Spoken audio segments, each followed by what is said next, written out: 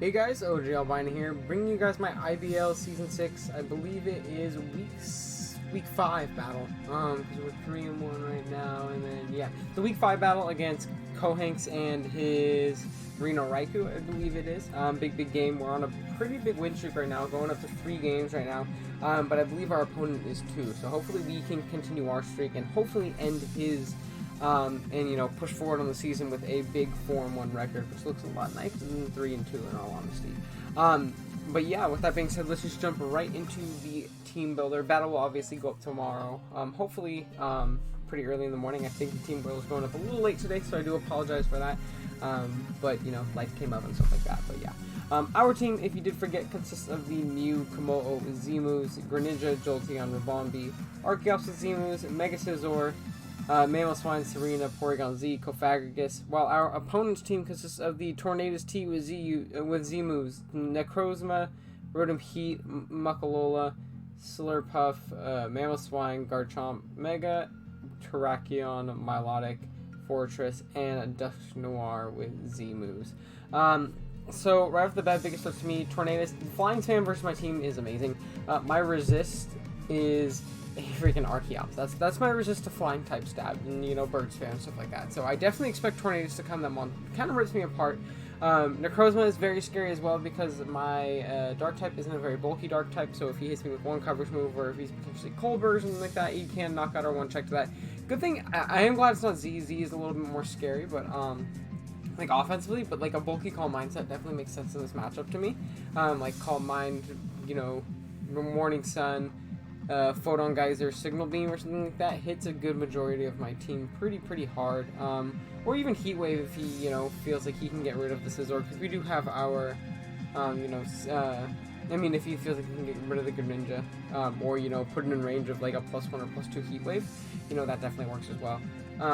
And the Mega Garchomp scares me. Maybe it's because I don't see many people draft it, so I'm not used to prepping for it, but I was looking at calcs and it kills everything. Its speed tier isn't great versus me, but it kills everything, so I do have to definitely be prepared for that. But with that being said, our first member on the team right here is going to be Kalmu, our Komodo, rocking out with the Dragonium Z bulletproof ability, with Close Combat, Dragon Dance, Outrage, Poison Jab, 44 HP, Max Attack, and 212 Speed with a Jolly Nature.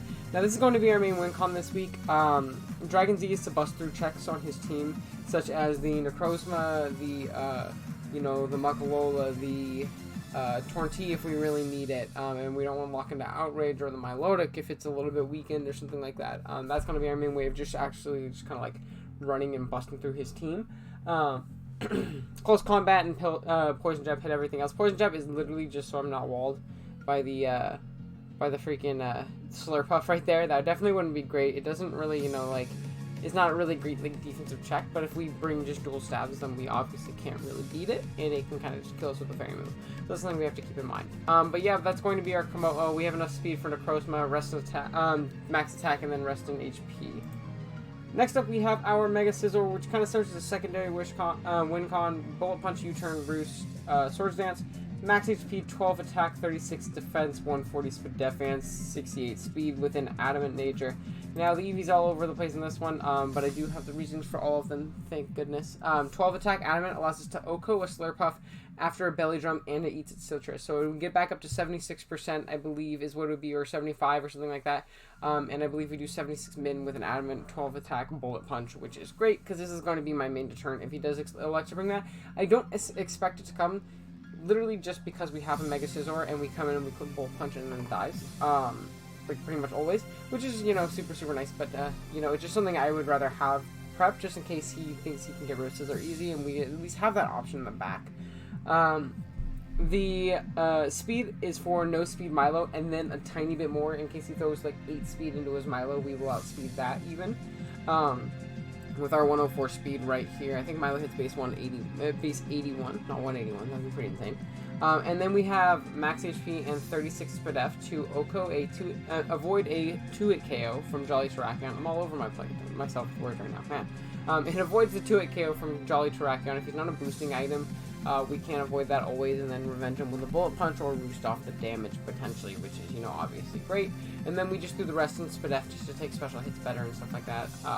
Potentially set up on stuff that, like a like a Necrozma that isn't carrying Heat Wave, a Tornadus that isn't carrying Heat Wave, a, you know, Milotic or something like that. So yeah. Next up, we have our Greninja rocking out with the Metronome, Torrent ability, Dark Pulse, Surf, Ice Beam, Spikes, max special attack, max speed, 4 defense with a timid nature. Now, Spikes are really, really good in this game. I'm going in kind of thinking he's going to want to hazard stack me, but I think I can kind of use that against him. I mean, obviously he has Rapid Spin in the Fortress, but I don't think Fortress is a very good Pokemon, and I think my team kind of takes advantage of it pretty well, so I don't even know if it comes, and if it does, if he wants to waste his time Rapid Spinning versus my team, that's completely fine with me. It gives me more offensive momentum and stuff like that.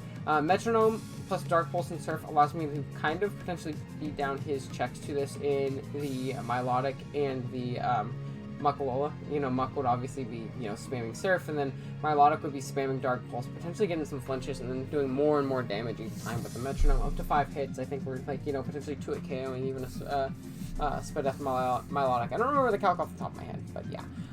And more importantly, this also gives us something faster than the Tornadus. So if we can chip it a little bit, put it in range of Ice Beam, that's obviously great. You know, that thing is a huge step versus my team, and if he's, I don't expect him to be Scarfed. I don't think that really makes too much sense versus me. So if he's not, it gives us the Mon that can potentially revenge him with a tiny bit of chip. Next up, we have our Mew rocking out with the Tangaberry, Synchronize ability, Ice Beam Psychic Roll of the Soft Boiled, 236 HP, 76 special attack, and 196 speed with a timid nature. Now, I originally really wanted Earth Power in this thing for the Muck, so he can potentially beat down 1v1. But I just could not fit it. I was way too scared of that Garchomp, and I wanted to have Ice Beam to hit that thing really hard, you know, potentially, because this is one of my, you know, better checks to it. We can, you know, switch and live one hit and potentially scare him out with an Ice Beam, or trip him down pretty low, Will-O-Wisp him to get ourselves out of range of the next hit, something like that. This is going to be our main check to that. It's also going to be our main check to Terrakion. That's what the Tangaberry's for, in cases like SD, X-Scissor or something like that. We can always live that hit and throw off a big Psychic or Will-O-Wisp, most likely Psychic though in this situation. And then I forget exactly, I'm not gonna lie to you, see I have my notes in front of me, I forget exactly what the 236 HP and 76 special attack was for. I think the I think it was the HP that was for some hit in particular, and then we threw the rest in the special attack, but it's there for a reason, not just to look cool, I can promise you that. But yeah, next up we have our Mamoswine rocking out with the Eye of Pop, very thick fat ability, Earthquake, Icicle Cross, Ice Shard, Stone Edge, 220 attack, 36 Spadef, and 252 speed with a Jolly nature. So this is this Mon really does break through his team well. He doesn't have very good switchings to this at all. It can take 1 Life Orb Hurricane from Torn 100% of the time with the 36 investment, and then we can get our berry back and, you know, obviously take that thing on very well and, you know, throw off an Icicle Crasher into our Shard and pretty much always knock out that thing.